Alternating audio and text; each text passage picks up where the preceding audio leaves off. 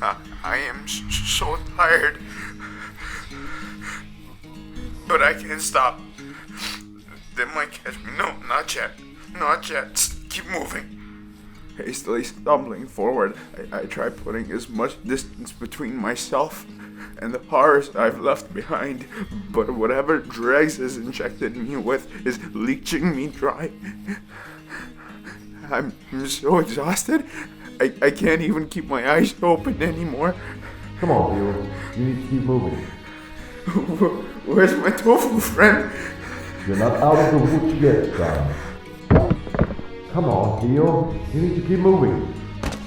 I trudge forward like a zombie through a foggy marsh, but the nightmares raging past me make me question if even my surroundings are real.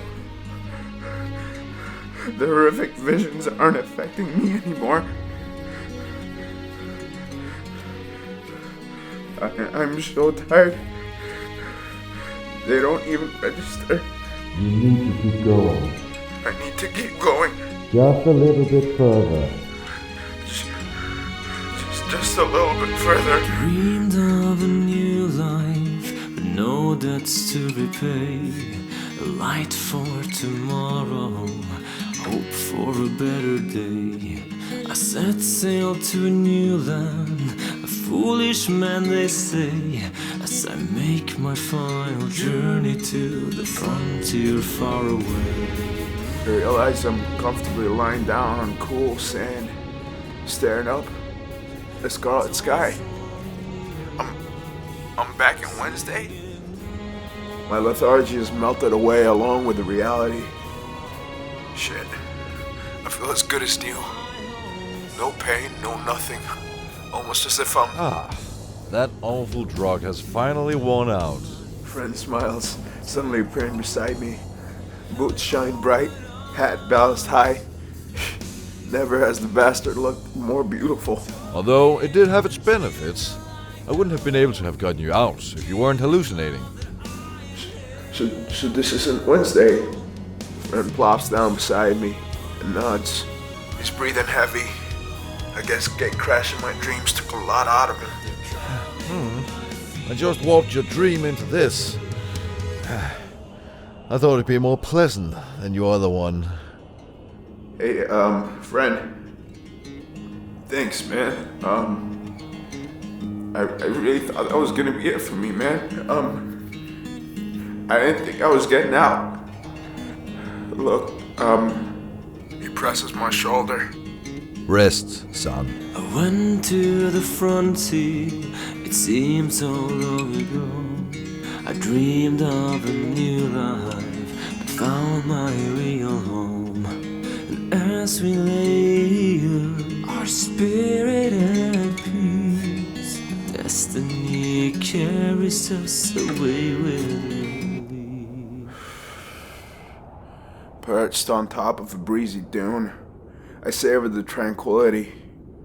No guns pointed at me, no homicidal maniacs chasing after me. The only thing I need to keep an eye on is the sand creeping up my crack and shit. That won't even be there when I wake up. So that was actually him, huh? Yes. You said he's like me, he's got a power, he's got something like Ghost. Ashido was, as you remember, an overweight child. I hope that giving him the power of metabolizing nutrients at an inordinate high rate would, as his mother wished, let him live a long and healthy life. Unfortunately, I didn't expect the boy to grow a taste for human. His freaky size, speed, and strength come from it. What you saw in Borstal, Theo, was Ashido after he had consumed hundreds, maybe even thousands. Each one of his senses sharpened beyond human comparison, beyond human comprehension. He is the definition of the ultimate predator. He's gonna keep trying to come after me, isn't he? I'm sorry, Theo. If he lost your scent 8 years ago, he's certainly recaptured it now. But don't worry, although he has broken free by now, he won't come after you. At the moment, he's blinded by his hunger.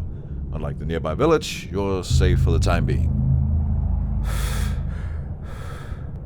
How the fuck did he get that metal thing attached to his face? I say, cringing at the memory of the bloody bear trap bolted into his face. Surgically, I believe. He needed it after he had his jaw broken.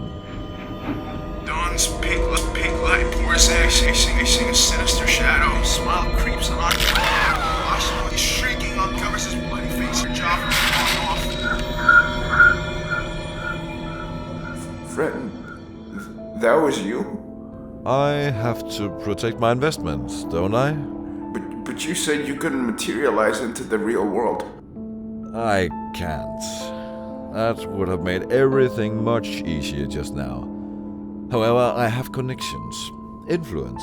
Although I can never step into your world or pull you into mine again, I have my ways. Oh shit. So what? You're like my guardian angel or something? Yes, something like that. I mean, you already paid your end of the deal, remember?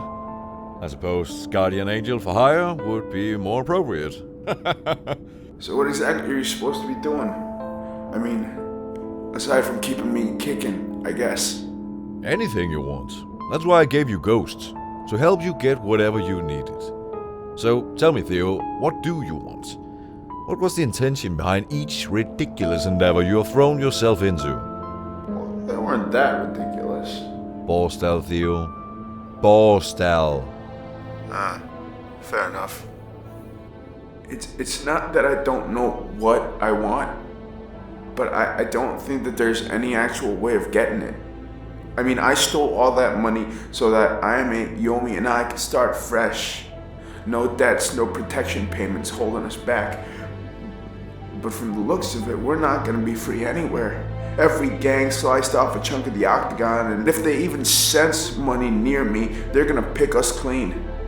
Anywhere inside this hellhole, we're doomed with money and fucked without it. Sounds to me like you already got your answer. What are you talking about? What does that mean?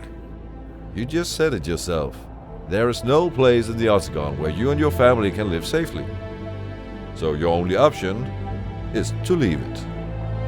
Leave it? Leave what? The octagon. Why do you laugh? Yeah, probably because it's easier to shit gold and hatch unicorns from them. Be serious, friend. I am. What the hell is that supposed to mean, friend? Hundreds, maybe thousands of people have died trying to cross Rogan's Divide. People don't leave the octagon. Theo, I gave you the potential to be the slipperiest bastard in this country. You have more than lived up to it. Well, that is very sweet of you. I'm serious. Ghost has guided you through a series of firsts. The first to steal from a regent.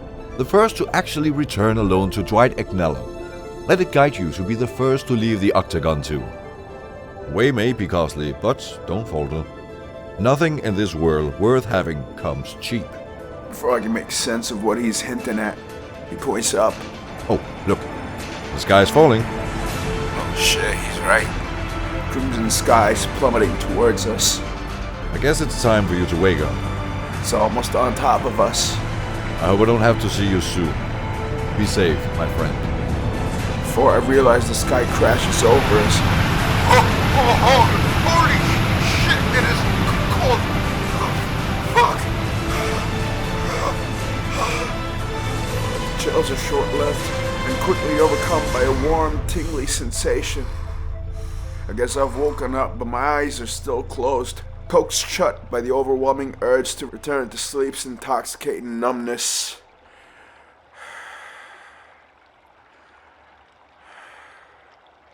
Warm, fuzzy grass bristles into the down-posed side of my face.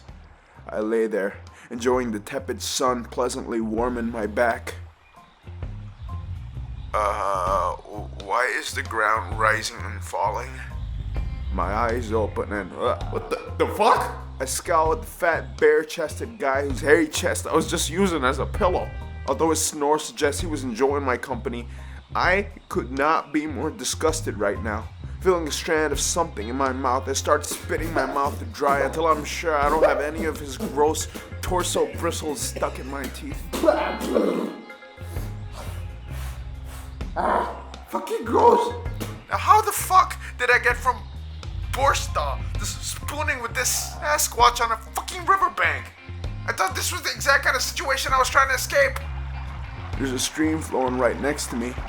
Thinking back, I don't exactly remember where I fell asleep, or passed out, or whatever.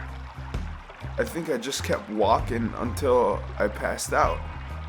I must have fallen into some running water and washed out onto Old Salty over here. I hope to God that's what happened. I'd hate to think he found me snoozing on the grass and decided to cuddle up. At least the swim washed off all the crap Borstal dragged me through. Although it's a beautiful day and I'm surrounded by this absolutely gorgeous thicket, I am still cringing at the thought of flossing with fucking Bigfoot's body hair over here. As I hunch over the stream and rinse the taste buds out of my mouth, Sleeping Beauty drunkenly slurs. I'd like another pastry and whiskey of the cart, Molly. Fuck you. How the fuck did he get here? Where the fuck is here? If there was any town or city nearby, these white oaks and birches would have been logged bare.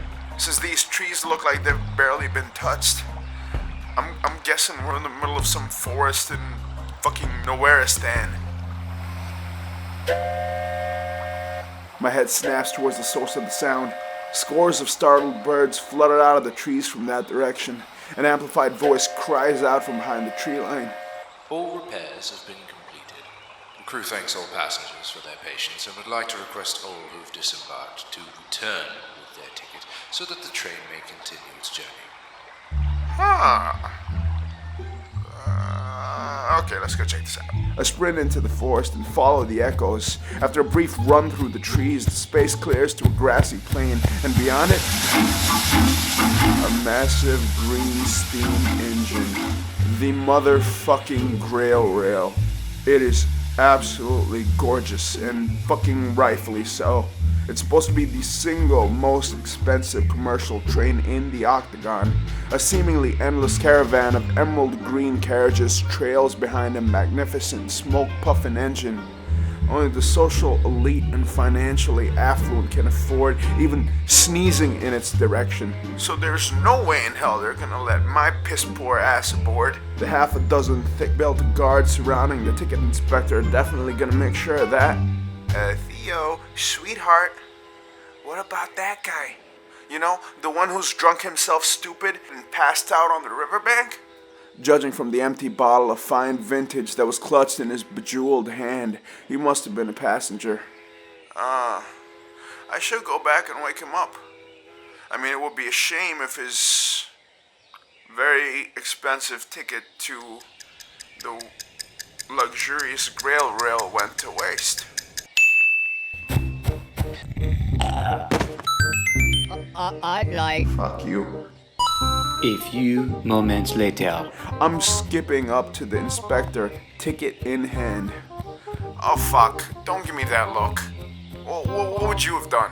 Anyway, that guy looked like an asshole. I mean, he was wearing a fucking fedora and a fucking suit vest with a shirt that was unbuttoned to his fucking belly button, and fuck, he was an asshole. He was an asshole. I mean, 50-50 chance he was an asshole. Definitely. I'm 100% sure that he was 50-50 an asshole. Anyway, just fucking cut me some slack, man. I never asked for this fucking field trip, alright? If I got a free ticket into this fucking mess, at least allow me a ticket out.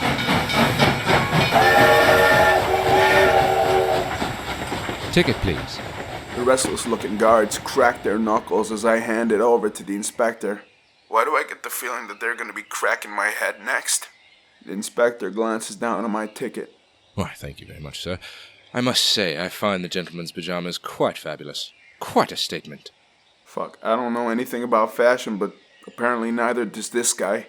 The only statement my Borstal jumpsuit and torn straitjacket make is, fucking don't let me near your kids. The gentleman may return to his platinum box. The inspector points to the second cabin down from us. We should reach Bryce in about a week. Please enjoy the rest of your trip. Kevin here will escort the gentleman back to his carriage. Predictably, the guards around me start acting much less threatening and so much more kiss-ass after they see my ticket. I grab the rails and hoist myself aboard, entering the platinum box. The image before me has literally slapped all thoughts out of my mind. My mouth drops to the floor, drool welling at its corner. After a month of scraping through the picnic that is prison life, I've kinda gotten used to being fed and treated like crap. I have definitely never been used to this. The floor is invisible beneath thick, luxurious rugs, dark wood walls, windows cloaked with expensive tapestry like velvet curtains. A cloud-like lump of a bed is squashed between cozy reading chairs. Shit, there's even a toilet equipped with enough perfumed and chocolate-covered amenities to pamper a spoiled PMSing princess. Dozens of faucets in different colors and symbols are poking off into the tubs, but although I don't have the faintest idea what any one of them discharges, my curiosity is overwhelmed by a craving to indulge a much more primal urge. Despite the gorgeous furnishings that are fit for a region, I only have eyes for the 3 dinner tables that are in the corner. I snatch a coat of arms off the wall and start piling on it. River whale fillets with tartar sauce, dog lasagna freckled with charred parmesan, crispy tempura eels, savory meat donuts, baked potatoes bursting with creamy cheddar. After heaping as much food onto my shield as it can carry, I start shoveling it down my throat by the ladleful.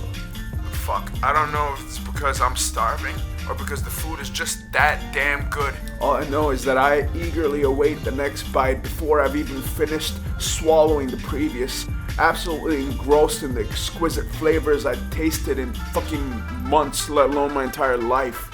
This seems too fucking good to be true. But I don't stop eating, content to just exist in the delicate yet bold flavors and odors. After repiling my plate with 3 more servings, I turn my attention to the last table.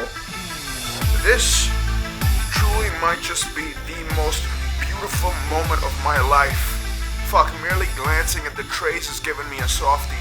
Platters of plate-sized cookies chipped and sprinkled with anything and fucking everything. Cakes covered with mountains of frosting. Ice creams, truffles, as well as 100 things my ghetto ass couldn't even begin to name. There's even a make-your-own scone section that carries enough clotted cream, jams, assorted butters, and fudges to give an elephant diabetes. Getting off my knees and wiping the manly tears from my fucking eyes, I grab an entire French silk pie, pile on an assortment of cookies, sprinkle on some chocolate-covered blueberries, pour on some fudge, drizzle on some sprinkles, grab a spoon, say a prayer, and happily start decreasing my life expectancy.